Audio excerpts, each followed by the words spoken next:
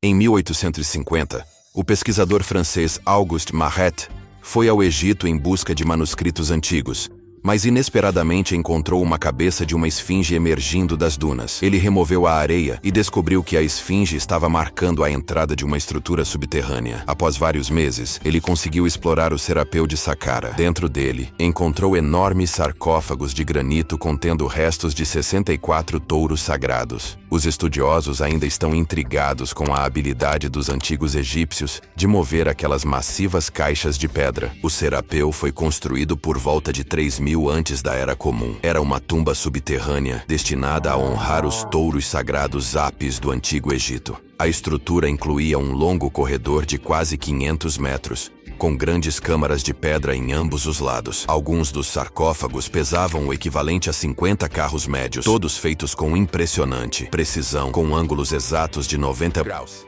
Esses sarcófagos eram ricamente adornados com hieróglifos e antales, que narravam histórias sobre as vidas e o significado dos touros Apis. Atualmente, restam 24 sarcófagos no Egito Antigo. Os touros Apis eram criaturas muito especiais ligadas à divindade Ptah. Eles acreditavam que esses touros carregavam o espírito e a sabedoria de Ptah, ajudavam o faraó e protegiam o povo. Os sacerdotes egípcios buscavam marcas em jovens touros para identificar os Apis. Essas marcas poderiam incluir um triângulo branco na testa, que simbolizava o divino, uma forma em suas costas parecida com a asa de um abutre e um desenho de escaravelho sob a língua, representando o renascimento. Se um touro apresentava esses sinais, acreditavam que era escolhido por Ptah e o tratavam como realeza. Esses touros selecionados viviam em um templo especial em Mênfis, cidade onde eram venerados. Eles recebiam cuidados excepcionais e ofertas de visitantes que buscavam suas bênçãos. Quando um touro Apis morria, era tratado com imensa reverência e uma cerimônia apropriada. Quando Mariette explorou o Serapeu, ele observou vestígios de trilhos na galeria e identificou 2 guinchos horizontais, cada um com 8 alavancas. Posteriormente, outros pesquisadores notaram trilhos duplos. As câmaras funerárias eram construídas em um nível mais baixo do que o corredor. Para mover os sarcófagos para seus locais,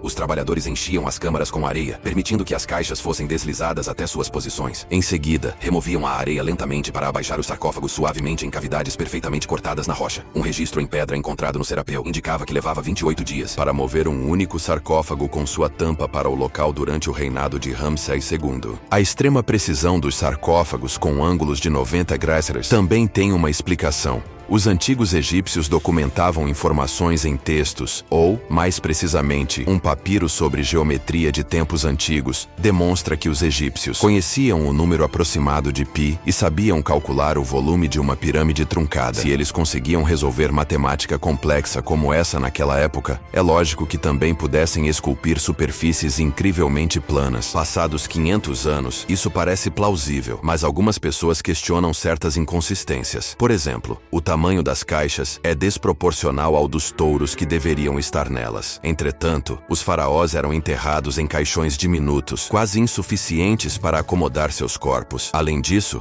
os sarcófagos foram feitos de granito com uma precisão impressionante, mas poderiam ter usado calcário, que tornaria o transporte bem mais prático. Embora a ideia de mover as caixas pareça simples na teoria, na prática seria muito mais difícil. Se uma pessoa pudesse puxar cerca de 200 quilos, seriam necessárias pelo menos 250 pessoas para arrastar uma única caixa.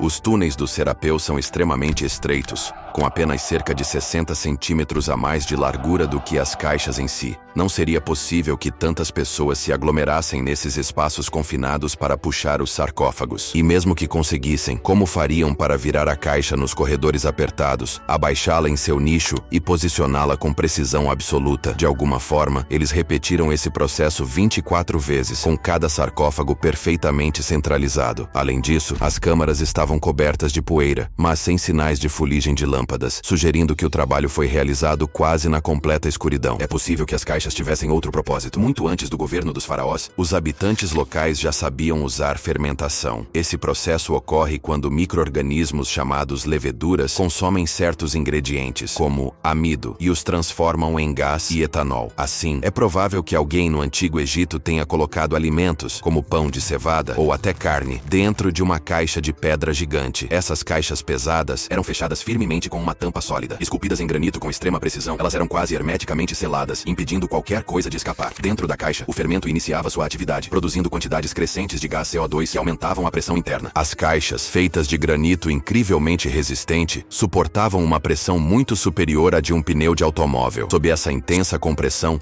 os cristais no granito geravam uma carga elétrica minúscula. Esse efeito era possível porque o granito contém quartzo, um mineral que reage à pressão dessa maneira. Além disso, carne ou partes de animais eram provavelmente adicionadas ao processo, ajudando o fermento a prosperar. A carne contém ácido oleico, essencial para o fermento continuar crescendo e neutralizar os efeitos do etanol, um subproduto prejudicial que ele mesmo gerava. Com o aumento contínuo da pressão interna, a combinação de gases e eletricidade tornava essas caixas não apenas antigas geladeiras, mas também sistemas poderosos de energia. Eventualmente, a pressão acumulada se tornava tão intensa que podia forçar a tampa a se abrir, permitindo que o gás escapasse com um som alto. Porém, quando o Serapeu foi redescoberto em 1850, foram encontrados antigos registros mostrando pedras adicionais colocadas sobre algumas tampas. Alguém, há muito tempo, tentou dificultar que a pressão abrisse as tampas, adicionando mais peso sobre elas. Esse peso extra também aumentava a pressão sobre os cristais de quartzo no granito, gerando ainda mais eletricidade. Se após milhares de anos, alguém abrisse uma dessas caixas, eles encontraram apenas ossos de touros que haviam sido depositados nas caixas. Exatamente o que Mariette descobriu na década de 1850. Pouco depois das primeiras escavações, o Serapeu foi aberto para visitas e o local se tornou uma atração. Durante o final do século XIX, até o príncipe de Gales almoçou em um dos sarcófagos. Com o tempo,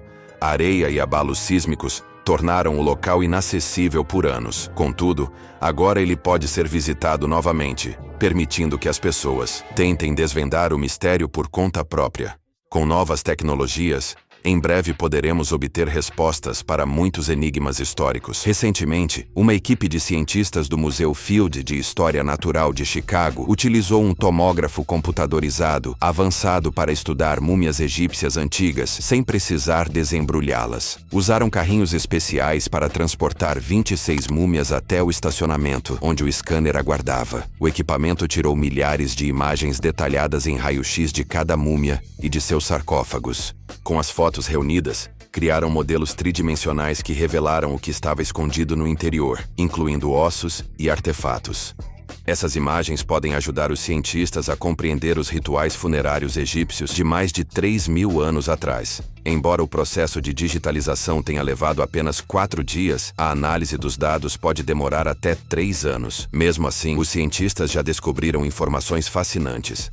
Uma das múmias mais conhecidas, Lady Chaneta, era uma mulher que viveu no Antigo Egito cerca de 3.000 anos atrás. Parece que ela morreu entre os 30 e 40 anos. Para garantir que seu corpo permanecesse intacto para a vida após a morte, os embalsamadores adicionaram preenchimentos em seu pescoço, evitando que ele colapsasse, e colocaram olhos artificiais em suas órbitas. Ela foi envolta em linho ornamentado e depositada em um caixão ricamente decorado. As digitalizações mostraram que o caixão foi cuidadosamente trabalhado, com uma abertura nas costas usada para acomodar o corpo. Também havia marcas artísticas como detalhes na região dos joelhos, indicando que seu sepultamento era de alto padrão. Por hoje é só. Se você matou sua curiosidade, curta e compartilhe com seus amigos.